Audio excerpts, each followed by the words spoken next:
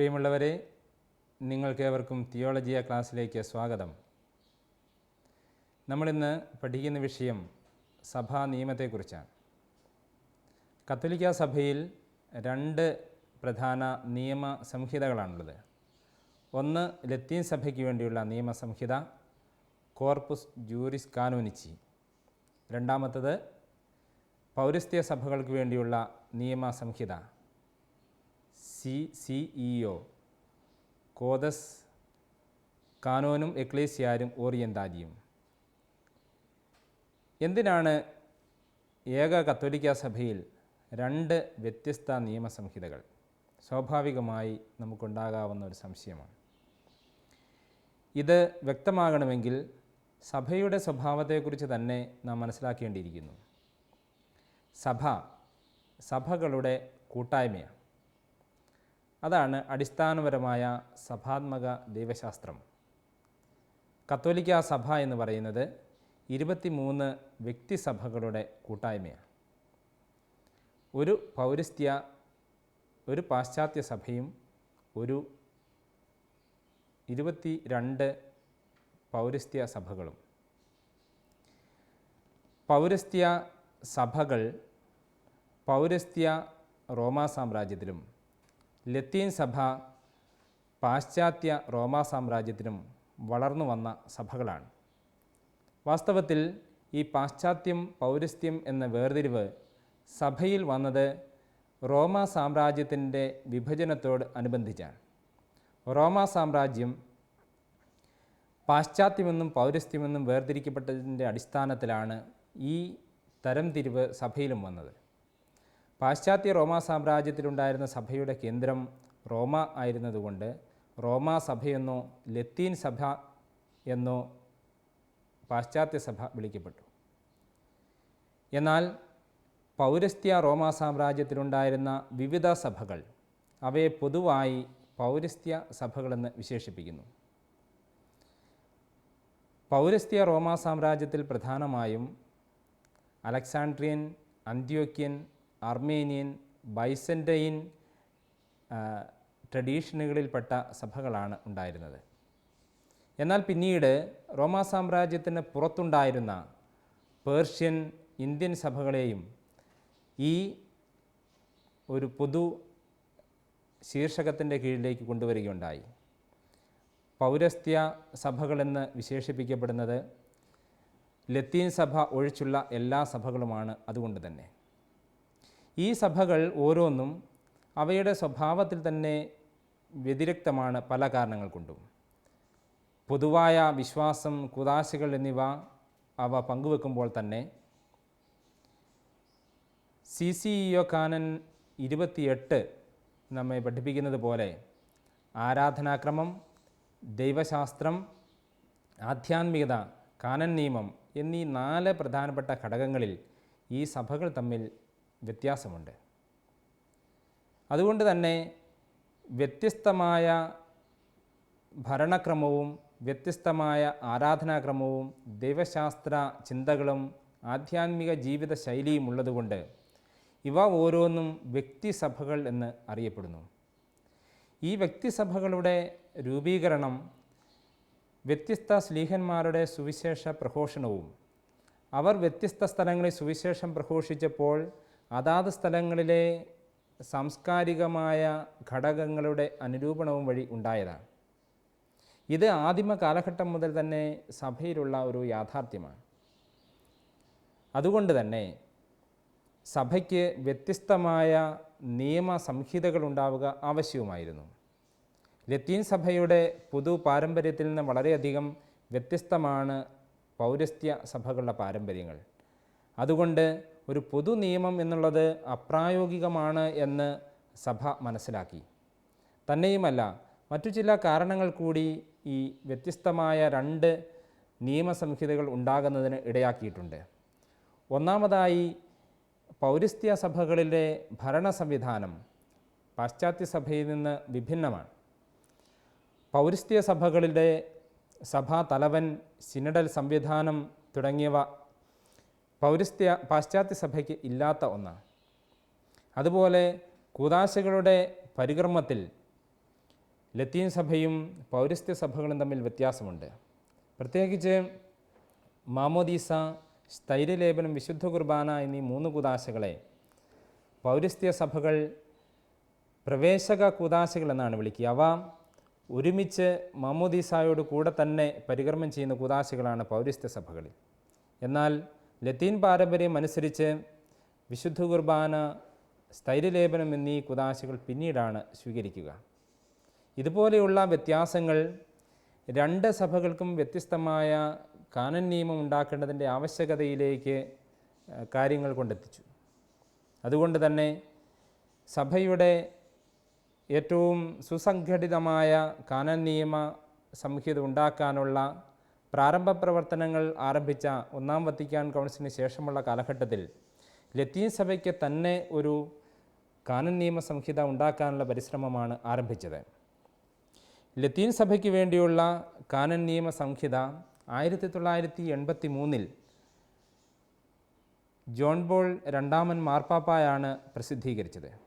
പക്ഷേ ഇതിന് ഒരു നൂറ്റാണ്ടോളം പഴക്കമുള്ള ഒരു ചരിത്രമുണ്ട്. 1-ാം വത്തിക്കാൻ കൗൺസിലിന് ശേഷം 1904 വിശുദ്ധ 10-ാം പിയൂസ് മാർപ്പാപ്പ ലത്തീൻ സഭയ്ക്ക് വേണ്ടിയുള്ള ഒരു കാനൻ നിയമ സംഹിത ക്രോഡീകരിക്കുന്നതിന് വേണ്ടിയുള്ള ഒരു കമ്മീഷനെ ചുമതലപ്പെടുത്തുന്നത്. ഈ കമ്മീഷന് വളരെ വലിയ ഒരു ഉത്തരവാദിത്വമായിരുന്നു നിർവഹിക്കാനുണ്ടായിരുന്നത്. നൂറ്റാണ്ടുകളായി സഭയിൽ രൂപം കൊണ്ടിട്ടുള്ള നിയമങ്ങളെ കണ്ടെത്തി, നിരവധി നിയമ സംഹിതകളെ പഠിച്ച്, അവയിൽ നിന്ന് കാലാനുസൃതമായ ആവശ്യമുള്ളവയെ മാത്രം എടുത്ത്, ഒപ്പം കാലത്തിനനുസൃതമായ ആവശ്യമുള്ള നിയമങ്ങളെ കൂട്ടിച്ചേർത്ത് ഒരു പുതിയ നിയമസംഹിതയ്ക്ക് രൂപം കൊടുക്കുക. 12ഓളം വർഷം നീണ്ടുനിന്ന അതിഗൗരവതരമായ ജോലിക്ക് ശേഷമാണ് 1917 ലത്തീൻ സഭയ്ക്ക് വേണ്ടിയുള്ള ആദ്യത്തെ ഔദ്യോഗികമായ കാനൻ നിയമ സംഹിത പുറത്തിറങ്ങുന്നത്. അത് ബെനഡിക്റ്റ് 15-ാമൻ മാർപ്പാപ്പയാണ് പുറപ്പെടുവിച്ചത്. 10-ാം പിയൂസിൻ്റെ കാലത്ത് ആരംഭിച്ച് ബെനഡിക്റ്റ് 15-ാമൻ്റെ കാലത്ത് അവസാനിച്ച ഈ ഒരു വലിയ ജോലി പൂർത്തിയാക്കിയപ്പോൾ ഈ ഒരു നിയമസംഹിതയെ പിയോ ബെനഡിക്റ്റൈൻ കോഡ് എന്ന് 2 മാർപ്പാപ്പന്മാരുടെയും പേരുകൾ ഉൾപ്പെടുത്തി സഭയിൽ അറിയപ്പെടുവാനിടയായി. പാശ്ചാത്യ സഭയ്ക്ക് വേണ്ടിയുള്ള ഈ ഒരു കോഡ്, ഈ ഒരു കാനൻ നിയമ സംഹിത പുറപ്പെടുവിച്ചതിന് ശേഷമാണ് 2-ാം വത്തിക്കാൻ കൗൺസിൽ നടക്കുന്നത്. 2-ാം വത്തിക്കാൻ കൗൺസിലിൻ്റെ പ്രഖ്യാപനം നടത്തുമ്പോൾ തന്നെ 1959 ജോൺ 23-ാമൻ മാർപ്പാപ്പ സഭയിലെ നിയമ സംവിധാനവും പുനഃക്രമീകരിക്കേണ്ടതിൻ്റെ ആവശ്യകതയെക്കുറിച്ച് സൂചിപ്പിക്കുകയുണ്ടായി. 2-ാം വത്തിക്കാൻ കൗൺസിലിലെ ചർച്ചകളിലും ഈ ഒരു വിഷയം കടന്നു വരികയും 2-ാം വത്തിക്കാൻ കൗൺസിലിൻ്റെ കാഴ്ചപ്പാടുകളോട് ചേർന്നു നിൽക്കുന്ന തരത്തിൽ സഭയിലെ നിയമങ്ങളെ പുനരാവിഷ്കരിക്കാനുള്ള ഒരു സംവിധാനം ഉണ്ടാകണമെന്ന് തീരുമാനിക്കുകയും ചെയ്തു. അതിൻ്റെ വെളിച്ചത്തിൽ 2-ാം വത്തിക്കാൻ കൗൺസിൽ അവസാനിച്ചതിന് ശേഷം 1963 പോൾ 6-ാമൻ മാർപ്പാപ്പയാണ് ലത്തീൻ സഭയ്ക്ക് വേണ്ടിയുള്ള കാനൻ നിയമ സംഹിത പുനരാവിഷ്കരിക്കാനായി ഒരു കമ്മീഷനെ നിയോഗിച്ചത്. ഈ കമ്മീഷനെ നിയോഗിച്ചപ്പോൾ 2 പ്രധാനപ്പെട്ട കാര്യങ്ങൾ മാർപ്പാപ്പ അവരെ ചുമതലപ്പെടുത്തി ഏൽപ്പിക്കുകയുണ്ടായി. ഒന്ന്, നിലവിലുള്ള നിയമങ്ങളെ ഉടച്ചു വാർക്കണം. രണ്ടാമത്, 2-ാം വത്തിക്കാൻ കൗൺസിലിൻ്റെ പുതിയ സന്ദേശങ്ങളെ ഉൾക്കൊള്ളിച്ചുകൊണ്ടുള്ള ഒരു നിയമസംഹിതയാവണം രൂപീകരിക്കേണ്ടത്. ഈ വലിയ ഉത്തരവാദിത്തത്തെ ഏറ്റെടുത്തുകൊണ്ട് 5 ഭൂഖണ്ഡങ്ങളിൽ നിന്നായി 350ഓളം വിദഗ്ധർ, കർദിനാളന്മാരും മെത്രാന്മാരും വൈദികരും സിസ്റ്റേഴ്സും അൽമാരുമൊക്കെ ഉൾപ്പെടുന്ന ഒരു സമിതി ദീർഘകാലം ജോലി ചെയ്തതിൻ്റെ ഫലമായാണ് ലത്തീൻ സഭയ്ക്ക് വേണ്ടിയുള്ള കാനൻ നിയമ സംഹിത രൂപം കൊണ്ടത്. ഈ കാനൻ നിയമ സംഹിത വളരെ ക്രമീകൃതമായ രീതിയിൽ നിയമങ്ങളെ അടുക്കോടെ ചിട്ടയോടുകൂടെ അവതരിപ്പിക്കുന്ന ഒരു പുസ്തകമാണ്. 1752 കാനോനകൾ എന്നാണ് ഓരോ നിയമങ്ങളെയും ഈ സഭാ നിയമത്തിൽ വിശേഷിപ്പിക്കുന്നത്. കാനോന 1752 കാനോനകളാണ് 7 പുസ്തകങ്ങളിലായി ഈ ലത്തീൻ നിയമസംഹിതയിൽ ക്രമീകരിച്ചിരിക്കുന്നത്. ഈ പുസ്തകങ്ങളിൽ ഉള്ള ഓരോ പുസ്തകങ്ങളുടെ തലക്കെട്ടുകൾ പൊതുനിയമങ്ങൾ, ദൈവജനം, സഭയുടെ പ്രബോധന അധികാരം, സഭയിലെ വിശുദ്ധീകരണ ശുശ്രൂഷകൾ, സഭയുടെ സ്ഥാവര ജംഗമ വസ്തുക്കൾ, സഭയിലെ അനുമതികൾ, സഭയിലെ നിയമവ്യവസ്ഥിതി എന്നിവയാണ്. ഈ 7 പുസ്തകങ്ങൾക്ക് കീഴിലായി സഭാജീവിതവുമായിട്ട് ബന്ധപ്പെട്ട എല്ലാ നിയമങ്ങളെയും ക്രമീകരിച്ചിരിക്കുന്നു എന്നുള്ളതാണ് ഈ ഒരു പുസ്തകത്തിൻ്റെ മെച്ചം. പൗരസ്ത്യ സഭകൾക്ക് വേണ്ടിയുള്ള നിയമസംഹിത, അതിൻ്റെ രൂപവൽക്കരണത്തിന് വേണ്ടിയുള്ള ഒരു ആവശ്യം ഒന്നാം വത്തിക്കാൻ കൗൺസിലിൽ തന്നെ ഉണ്ടായെങ്കിലും അത് കുറച്ചുകൂടി സമയമെടുത്തു അതിലേക്കുള്ളൊരു ശ്രദ്ധ തിരിയാൻ. 1917 പാശ്ചാത്യ സഭയ്ക്ക് വേണ്ടിയുള്ള നിയമസംഹിത രൂപവൽക്കരിച്ചതിൻ്റെ ശേഷമാണ് പൗരസ്ത്യ സഭകൾക്ക് വേണ്ടിയുള്ള ഒരു നിയമസംഹിത രൂപവൽക്കരിക്കാനുള്ള കമ്മീഷനെ പരിശുദ്ധ പിതാവ് ബെനഡിക്റ്റ് 15 നിയമിക്കുന്നത്. ബെനഡിക്റ്റ് 15 മാർപ്പാപ്പായാണ് പൗരസ്ത്യ സഭകളുടെ കാര്യങ്ങൾ ശ്രദ്ധിക്കാൻ വേണ്ടി മാത്രം പൗരസ്ത്യ തിരുസംഘത്തിന് രൂപം കൊടുത്തത് എന്ന് നമുക്കറിയാം. ഈ പൗരസ്ത്യ തിരുസംഘത്തെയാണ് ഇത്തരത്തിലുള്ളൊരു കാനൻ നിയമസംഹിതയുടെ ആവശ്യകതയെക്കുറിച്ചൊക്കെ പഠിക്കാനായി ആദ്യം നിയോഗിച്ചത്. അതിനുശേഷം 1927 പാശ്ചാത്യ സഭയ്ക്ക് വേണ്ടിയുള്ള നിയമസംഹിത രൂപം കൊടുക്കാനുള്ള ഒരു കമ്മീഷനെ ഔദ്യോഗികമായി നിയമിച്ചു. 1928 കർദിനാൾ ഗാസ്പാരിയുടെ നേതൃത്വത്തിലുള്ള പുതിയ കമ്മീഷന് രൂപം കൊടുക്കുകയും ആ കമ്മീഷൻ ഗൗരവതരമായ പഠനങ്ങൾ ആരംഭിക്കുകയും ചെയ്തു. പൗരസ്ത്യ സഭകളുടെ നിയമങ്ങൾ പഠിക്കുകയും അത് ക്രോഡീകരിക്കുകയും ചെയ്യുക എന്ന് പറയുന്നത് വളരെ വലിയ ഒരു ഉത്തരവാദിത്വമായിരുന്നു. കാരണം ഓരോ പൗരസ്ത്യ സഭയും വ്യത്യസ്തമായ പാരമ്പര്യങ്ങളിലൂടെ, വ്യത്യസ്തമായ ഭരണരീതികളിലൂടെ, വ്യത്യസ്തമായ കൂദാശ അനുഷ്ഠാന ക്രമങ്ങളിലൂടെ ഒക്കെ കടന്നു പോകുന്നത്. അതുകൊണ്ട് തന്നെ ഇവയെ എല്ലാം ഉൾക്കൊള്ളിച്ചുകൊണ്ട് ഒരൊറ്റ നിയമസംഹിത എന്ന് പറയുന്നത് വളരെ ശ്രമകരമായ ഒരു ജോലി തന്നെയായിരുന്നു. എങ്കിലും 1940 പൗരസ്ത്യ സഭകൾക്ക് വേണ്ടിയുള്ള ഈ കാനൻ നിയമസംഹിതയുടെ ഒരു ക്രോഡീകരണം പൂർത്തിയാക്കി മാർപ്പാപ്പായ്ക്ക് സമർപ്പിക്കുകയുണ്ടായി.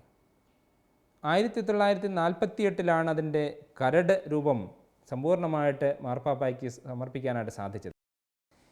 പക്ഷേ മാർപ്പാപ്പ ഈ ഒരു പുതിയ നിയമസംഹിതയെ അപ്പാടെ പ്രസിദ്ധീകരിക്കാനായിട്ട് തയ്യാറായില്ല. അന്നത്തെ മാർപ്പാപ്പായായിരുന്ന 12 പിയൂസ് ഘട്ടം ഘട്ടമായി ഈ നിയമസംഹിതയെ മോത്തു പ്രോപ്രിയോ രൂപത്തിൽ പ്രസിദ്ധീകരിക്കാനാണ് തീരുമാനിച്ചത്. മോത്തു പ്രോപ്രിയോ എന്ന വാക്കിൻ്റെ അർത്ഥം ബൈ വൺസ് ഓൺ ഇനീഷ്യേറ്റീവ്, സ്വന്തം താൽപ്പര്യാർത്ഥം എന്നാണ്. മാർപ്പാപ്പ സ്വന്തം അധികാരം ഉപയോഗിച്ച് നിയമങ്ങളെ പ്രസിദ്ധീകരിക്കുക. ഇത്തരത്തിൽ പ്രസിദ്ധീകരിച്ചത് 4 വോളിയങ്ങളായി അല്ലെങ്കിൽ 4 മോത്തു പ്രോപ്രിയോകളായാണ് പ്രസിദ്ധീകരിച്ചത്. അതിൽ ഒന്നാമത്തേത് 1948 വിവാഹത്തെ സംബന്ധിച്ചുള്ള നിയമങ്ങളും, രണ്ടാമത്തേത് 1950 നീതി നിർവഹണം, കോടതി നടപടികൾ എന്നിവയെ സംബന്ധിച്ചും, മൂന്നാമത്തേത് 1952 സന്യസ്തർ, പള്ളിവസ്തുക്കളുടെ ഭരണം തുടങ്ങിയവയെ സംബന്ധിച്ചും, നാലാമത്തേത് 1957 വ്യക്തികളെ സംബന്ധിച്ചുള്ള നിയമങ്ങളും. ഇങ്ങനെ 4 മോത്തു പ്രോപ്രിയോകളായാണ് പൗരസ്ത്യ സഭകൾക്ക് വേണ്ടിയുള്ള ആദ്യത്തെ കാനൻ നിയമസംഹിത പ്രസിദ്ധീകരിച്ചത്. പക്ഷേ ഇവയും സമ്പൂർണ്ണമായ നിയമങ്ങൾ ഉൾക്കൊണ്ടില്ല. വീണ്ടും ബാക്കി നിയമങ്ങൾ പ്രസിദ്ധീകരിക്കാനുണ്ടായിരുന്നു. പക്ഷേ 1958 രണ്ടാം വത്തിക്കാൻ കൗൺസിൽ പ്രഖ്യാപിച്ചതോടുകൂടെ ജോൺ 23 മാർപ്പാപ്പ പൗരസ്ത്യ സഭകൾക്ക് വേണ്ടിയുള്ള കാനൻ നിയമസംഹിതയുടെ പ്രസിദ്ധീകരണം നിർത്തിവെച്ചു. ജോൺ 23 മാർപ്പാപ്പായുടെ ആശയം സമ്പൂർണ്ണമായ ഒരു കാനൻ നിയമ പരിഷ്കരണമായിരുന്നു. അതുകൊണ്ടാണ് പകുതി വഴിയിൽ വെച്ച് ഈ പൗരസ്ത്യ കാനൻ നിയമസംഹിതയുടെ പ്രസിദ്ധീകരണം നിർത്തിവെക്കാനിടയായത്. പിന്നീട് നമുക്കറിയാവുന്നതുപോലെ രണ്ടാം വത്തിക്കാൻ കൗൺസിൽ നടന്നു. രണ്ടാം വത്തിക്കാൻ കൗൺസിൽ പൗരസ്ത്യ സഭകളുടെ പ്രാധാന്യത്തെ പ്രത്യേകമായി എടുത്തു പറയുന്ന ഒരു ഡിക്രി തന്നെ ഉണ്ടായി. പൗരസ്ത്യ സഭകൾ അവയുടെ നഷ്ടപ്പെട്ടു പോയ പാരമ്പര്യങ്ങളിലേക്കൊക്കെ തിരിച്ച് പോകണമെന്നുള്ള ആഹ്വാനം രണ്ടാം വത്തിക്കാൻ കൗൺസിൽ നടത്തുകയുണ്ടായി. ഇതിനുശേഷം രണ്ടാം വത്തിക്കാൻ കൗൺസിൽ സമാപിച്ചതിന് ശേഷം 1972 പോൾ 6 മാർപ്പാപ്പ പൗരസ്ത്യ സഭകൾക്ക് വേണ്ടിയുള്ള കാനൻ നിയമസംഹിത രൂപവൽക്കരിക്കാനുള്ള കമ്മീഷന് രൂപം കൊടുത്തു. ഈ കമ്മീഷൻ്റെ ആദ്യത്തെ അധ്യക്ഷൻ അന്നത്തെ എറണാകുളം മെത്രാപ്പൊലീത്തായായിരുന്ന കർദിനാൾ ജോസഫ് പാറേക്കാട്ടിലായിരുന്നു. അദ്ദേഹത്തിൻ്റെ നേതൃത്വത്തിലാണ് ഇപ്പോൾ നിലവിൽ നമുക്ക് ലഭ്യമായിരിക്കുന്ന പൗരസ്ത്യ സഭകൾക്ക് വേണ്ടിയുള്ള കാനൻ നിയമ സംഹിതയുടെ രൂപീകരണം നടക്കുന്നത്. കർദിനാൾ പാറേക്കാട്ടിലിൻ്റെ നേതൃത്വത്തിലുള്ള ഈ കമ്മീഷന് മാർപ്പാപ്പ കൊടുത്ത നിർദ്ദേശങ്ങളുണ്ട്. ഈ ഒരു കാനൻ നിയമ സംഹിത ഉണ്ടാക്കുമ്പോൾ ശ്രദ്ധിക്കേണ്ട ചില കാര്യങ്ങൾ. ഒന്നാമത്തത്, വത്തിക്കാൻ കൗൺസിലിൻ്റെ തിരുസഭ, പൗരസ്ത്യ സഭകൾ, എക്യുമെനിസം എന്നിവയെക്കുറിച്ചുള്ള ഡിക്രികളിൽ പറയുന്ന കാര്യങ്ങളെയൊക്കെ ഉൾക്കൊള്ളിച്ചുകൊണ്ടുള്ളതായിരിക്കണം ഈ പുതിയ കാനൻ നിയമ സംഹിത. രണ്ടാമത്തെ കാര്യം, എല്ലാ പൗരസ്ത്യ സഭകളുടെയും പാരമ്പര്യങ്ങളെ ഉൾക്കൊള്ളത്തക്ക വിധത്തിലുള്ള ഒരു കാനൻ നിയമ സംഹിത ആയിരിക്കണം ഈ രൂപീകരിക്കുന്നത്. അതുപോലെ തന്നെ എല്ലാ സഭകൾക്കും പൊതുവായ കാര്യങ്ങളെ മാത്രം ഉൾക്കൊള്ളിച്ചാൽ മതിയാകും ഈ ഒരു കാനൻ നിയമ സംഹിതയിൽ. ബാക്കിയുള്ള കാര്യങ്ങൾ, പ്രത്യേക നിയമങ്ങൾ രൂപവൽക്കരിക്കാനുള്ള ഒരു സാധ്യത എല്ലാ സഭകൾക്കും നൽകത്തക്ക വിധത്തിലായിരിക്കണം ഇത് ക്രമീകരിക്കേണ്ടത്. മൂന്നാമത്തെ ഒരു കാരണം, കാലോചിതവും പൗരസ്ത്യ പാരമ്പര്യങ്ങളിൽ ഊന്നി നിൽക്കുന്നതുമായ നിയമങ്ങൾക്ക് രൂപം കൊടുക്കണം. അതുപോലെ എക്യുമെനിസത്തെ പ്രോത്സാഹിപ്പിക്കുന്ന ഒരു സമീപനം കാനൻ നിയമ സംഹിതയിൽ ഉണ്ടാകണമെന്നും മാർപ്പാപ്പ പ്രത്യേകമായി നിർദ്ദേശിക്കുകയുണ്ടായി. ഈ അടിസ്ഥാന പ്രമാണങ്ങളെ മുൻനിർത്തിക്കൊണ്ടുള്ള ഒരു ക്രോഡീകരണ പരിശ്രമമാണ് കാനൻ നിയമ സംഹിതയുടെ രൂപീകരണത്തിന് വേണ്ടിയുള്ള കമ്മീഷൻ നടത്തിയത്. കമ്മീഷൻ്റെ ഈ പ്രവർത്തനങ്ങൾ 9 പഠന ഗ്രൂപ്പുകളിലായി അവർ നിർവഹിച്ചു. ഈ 9 പഠന ഗ്രൂപ്പുകൾ വിവിധ വിഷയങ്ങളെ കൈകാര്യം ചെയ്യാനായിട്ട് തയ്യാറായി. അവരാഴത്തിലുള്ള പഠനങ്ങൾ നടത്തി. അവരുടെ ക്രോഡീകരണ പ്രവർത്തനങ്ങൾ 1990 പൂർത്തിയായി. 1990 പരിശുദ്ധ പിതാവ് ജോൺ പോൾ രണ്ടാമൻ മാർപ്പാപ്പ പൗരസ്ത്യ സഭകൾക്ക് വേണ്ടിയുള്ള കാനൻ നിയമ സംഹിത പ്രസിദ്ധീകരിച്ചത്. അതിനു മുമ്പ് 1983 തന്നെ പാശ്ചാത്യ സഭയ്ക്ക് വേണ്ടിയുള്ള കാനൻ നിയമ സംഹിത പുറപ്പെടുവിച്ചിരുന്നുവെന്ന് നമുക്കറിയാം. പൗരസ്ത്യ സഭകൾക്ക് വേണ്ടിയുള്ള കാനൻ നിയമ സംഹിത പുറപ്പെടുവിക്കുമ്പോൾ ചർച്ചയ്ക്ക് വിധേയമായ ചില വിഷയങ്ങളുണ്ട്. അതിൽ ഒന്നാമത്തത് അതിൻ്റെ ശീർഷകത്തെ സംബന്ധിച്ചുള്ള ഒരു ചർച്ചയാണ്. ലത്തീൻ സഭയ്ക്ക് വേണ്ടിയുള്ള കാനൻ നിയമ സംഹിത പ്രസിദ്ധീകരിച്ചപ്പോൾ അതിൻ്റെ title code of canon law എന്ന പൊതു ശീർഷകമായിരുന്നു. വാസ്തവത്തിൽ അത് ലത്തീൻ സഭയ്ക്ക് വേണ്ടി മാത്രം എന്ന് നിഷ്കർഷിക്കണമെന്ന് കർദിനാൾ പാറേക്കാട്ടിലിനെ പോലെയുള്ളവർ നിർദ്ദേശിച്ചിരുന്നെങ്കിലും ആ നിർദ്ദേശം സ്വീകരിക്കപ്പെടുകയുണ്ടായില്ല. അതുകൊണ്ട് പൗരസ്ത്യ സഭകൾക്ക് വേണ്ടിയുള്ള കാനൻ നിയമ സംഹിത പ്രസിദ്ധീകരിച്ചപ്പോൾ അതിൻ്റെ ശീർഷകം പൗരസ്ത്യ സഭകൾക്ക് വേണ്ടി മാത്രമുള്ളതാണ് എന്ന് സൂചിപ്പിക്കത്തക്ക രീതിയിൽ code of canon law of the oriental churches, പൗരസ്ത്യ സഭകൾക്ക് വേണ്ടിയുള്ള കാനൻ നിയമ സംഹിത എന്ന് കൃത്യമായി നിർവചിക്കുകയുണ്ടായി. രണ്ടാമത്തെ ഒരു ചർച്ചാ വിഷയം, ഇത് ഏത് ഭാഷയിൽ വേണം ഈ കാനൻ നിയമ സംഹിത പ്രസിദ്ധീകരിക്കാൻ. സാധാരണയായി മാർപ്പാപ്പ പ്രസിദ്ധീകരിക്കുന്ന എല്ലാ ഔദ്യോഗിക രേഖകളും ലത്തീൻ ഭാഷയിലാണ് പ്രസിദ്ധീകരിച്ചിരുന്നത്. എന്നാൽ പൗരസ്ത്യ സഭകൾക്ക് വേണ്ടിയുള്ള നിയമസംഹിത ആയതുകൊണ്ട് പൗരസ്ത്യ സഭകളിൽ പ്രധാനമായും ഉപയോഗിച്ചിരുന്ന പുരാതന ഭാഷയായ ഗ്രീക്ക് ഭാഷയിൽ പ്രസിദ്ധീകരിക്കണമെന്നൊരു അഭിപ്രായം ഉയർന്നു വരികയുണ്ടായി. പക്ഷേ മാർപ്പാപ്പമാരുടെ എല്ലാ ഔദ്യോഗിക പ്രഖ്യാപനങ്ങളും ഗ്രീക്ക് ഭാഷയിലായിരുന്നതുകൊണ്ടും ഗ്രീക്ക് ഇന്ന് പരിചിതമല്ലാത്ത ഒരു ഭാഷയായതുകൊണ്ടും കൂടുതൽ പൗരസ്ത്യ ക്രൈസ്തവർ ഉപയോഗിക്കുന്ന ഭാഷ ഉക്രൈനിയനോ മലയാളമോ അറബിക്കോ ഒക്കെ ആയതുകൊണ്ടും ലത്തീൻ ഭാഷയിൽ തന്നെ പ്രസിദ്ധീകരിക്കാനും ഈ ലത്തീൻ ഭാഷയിൽ പ്രസിദ്ധീകരിക്കപ്പെടുന്ന കാനൻ നിയമം മറ്റ് പ്രാദേശിക ഭാഷകളിലേക്ക് വിവർത്തനം ചെയ്യാനുമുള്ള തീരുമാനമാണ് ഉണ്ടായത്. അതുപോലെ തന്നെ ആരാണ് ഇത് പ്രസിദ്ധീകരിക്കേണ്ടത്? മാർപ്പാപ്പ പ്രസിദ്ധീകരിക്കണമോ അതോ വ്യത്യസ്ത പൗരസ്ത്യ സഭകളുടെ തലവന്മാരെല്ലാവരും കൂടി ഒന്നിച്ച് ഇവ പ്രസിദ്ധീകരിക്കണമോ എന്നൊരു ചർച്ചയൊക്കെ ഉണ്ടായി. എങ്കിലും കത്തോലിക്കാ സഭയുടെ പരമാധ്യക്ഷൻ മാർപ്പാപ്പ തന്നെ ആയതുകൊണ്ടും സഭകൾക്കെല്ലാം പൊതുവായ ഒരു നിയമമായതുകൊണ്ടും അത് മാർപ്പാപ്പ തന്നെ പ്രസിദ്ധീകരിക്കണമെന്ന് അവസാനം തീരുമാനിക്കുകയാണുണ്ടായത്. ഇത്തരത്തിൽ 1990 പ്രസിദ്ധീകരിച്ച ഈ നിയമസംഹിതയാണ് ഇന്ന് എല്ലാ പൗരസ്ത്യ സഭകൾക്കുമായി പൊതുവായി നിലവിലുള്ളത്. 1546 കാനോനകളാണ് പൗരസ്ത്യ കാനൻ നിയമ സംഹിതയിലുള്ളത്. ഈ 1546 കാനോനുകളെ 30 ശീർഷകങ്ങളിലായിട്ടാണ് ക്രമീകരിച്ചിരിക്കുന്നത്. ഈ 30 ശീർഷകങ്ങളെ പിന്നീട് അധ്യായങ്ങളായും ഉപാധ്യായങ്ങളായും വിഭജിച്ചിട്ടുണ്ട് വിഷയ അനുസരിച്ച്. അതുപോലെ ഈ കാനോനുകൾ, ഓരോ കാനോനുകളും ഓരോ നിയമങ്ങളാണെങ്കിലും ആ കാനോനുകൾക്ക് ഉപകാനോനുകളും ഖണ്ഡികകളും ഉണ്ട്. അവയെ വീണ്ടും അങ്ങനെ വേർതിരിച്ചിട്ടുണ്ട്. അപ്പോൾ ഇത്തരത്തിലുള്ള ഒരു സംവിധാനമാണ് പൗരസ്ത്യ സഭകൾക്ക് വേണ്ടിയുള്ള കാനൻ നിയമ സംഹിതയിൽ പൊതുവായി കാണാനുള്ളത്. ഇനി നമുക്ക് പഠിക്കാനുള്ളത് ഈ പൗരസ്ത്യ കാനൻ നിയമ സംഹിത അതിൻ്റെ ഓരോ ശീർഷകങ്ങളിലും എന്തിനെക്കുറിച്ചാണ് പ്രതിപാദിക്കുന്നത് എന്നും ഈ ശീർഷകങ്ങളിലൂടെ നമ്മുടെ സഭാജീവിതത്തിന് എന്ത് സംഭാവനയാണ് പൗരസ്ത്യ കാനൻ നിയമ സംഹിത നൽകുന്നതെന്നുമാണ്. വാസ്തവത്തിൽ നമ്മൾ പൗരസ്ത്യ കാനൻ നിയമ സംഹിതയെ പ്രധാനമായും പഠിക്കുന്നു എങ്കിലും പാശ്ചാത്യ സഭയ്ക്ക് വേണ്ടിയുള്ള കാനൻ നിയമ സംഹിത, ലത്തീൻ കാനൻ നിയമ സംഹിതയും പൗരസ്ത്യ കാനൻ നിയമ സംഹിതയും തമ്മിൽ ഒത്തിരിയേറെ സാമ്യങ്ങളുണ്ട്. ഈ സാമ്യങ്ങൾ കൂടി നമ്മൾ തീർച്ചയായും നമ്മുടെ ഈ പഠനത്തിൽ ഉൾപ്പെടുത്തും. ഒരുപക്ഷെ വൈജാത്യങ്ങളെക്കാളേറെ സാമ്യങ്ങളാണ് കൂടുതൽ. കാരണം കത്തോലിക്ക സഭയുടെ പൊതു സ്വഭാവം ഒന്നായതുകൊണ്ട് തന്നെ അനേകം വ്യത്യസ്തമായ മേഖലകളിൽ, ഒരുപക്ഷെ ഭൂരിപക്ഷം കാര്യങ്ങളിലും ഇരു സഭകളും തമ്മിലുള്ള സാമ്യങ്ങളെ ഈ രണ്ട് കാനൻ നിയമ സംഹിതകളുടെയും ഒന്നിച്ചുള്ള പഠനത്തിലൂടെ നമുക്ക് മനസ്സിലാക്കാനായിട്ട് സാധിക്കും. പ്രത്യേകിച്ച് സഭയുടെ നീതി നിർവഹണ സംവിധാനത്തെക്കുറിച്ചുള്ള കാര്യങ്ങളിൽ കാര്യമായ വ്യത്യാസങ്ങൾ ഇരു കാനൻ നിയമ സംഹിതകളും തമ്മിലില്ല. CICയും CCEOയും തമ്മിൽ ഏറ്റവും കൂടുതൽ സാമ്യം കാണുന്ന ഒരു മേഖല ഈ നീതി നിർവഹണത്തെക്കുറിച്ചുള്ള ദൈർഘ്യമേറിയ കാനോനുകളിലാണ്. തുടർന്ന് വരുന്ന ക്ലാസ്സുകളിൽ നമുക്ക് ഇതിൻ്റെ കൂടുതൽ വിശദമായൊരു പഠനത്തിലേക്ക് കടന്നു ചെല്ലാനായിട്ട് സാധിക്കും. നിങ്ങൾക്ക് കാനൻ നിയമത്തെക്കുറിച്ച് കൂടുതൽ ആഴത്തിൽ പഠിക്കാനുള്ള ഒരു ഉത്സാഹവും താല്പര്യവുമൊക്കെ ഇതിനകം ജനിച്ചു കാണുമെന്ന് ഞാൻ പ്രതീക്ഷിക്കുകയാണ്. എല്ലാവർക്കും എല്ലാ നന്മകളും നേർന്നുകൊണ്ട് ഇന്നത്തെ ക്ലാസ് അവസാനിപ്പിക്കുന്നു. എല്ലാവർക്കും ദൈവാനുഗ്രഹം പ്രാർത്ഥിച്ചുകൊള്ളുന്നു.